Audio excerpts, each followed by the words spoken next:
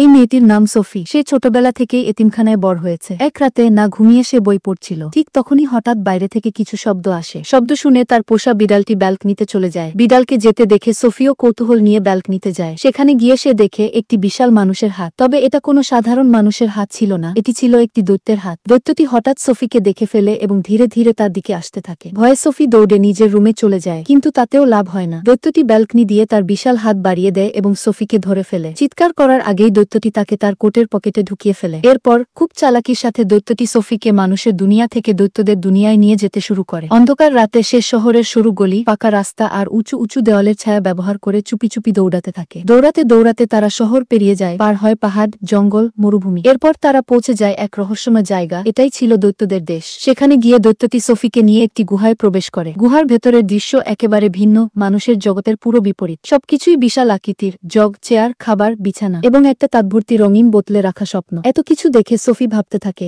এবার হয়তো সে মরে যাবে। সে ভয়ে জিজ্ঞেস করে, তুমি আমাকে খাবে? তখন দৈত্যটি মৃদু হেসে উত্তর দেয়, আমি কাউকে খাই না, তবে বাহিরে যেসব দৈত্য আছে তারা কিন্তু মানুষ খেকো। তারা মানুষকে খুব সহজেই গিলে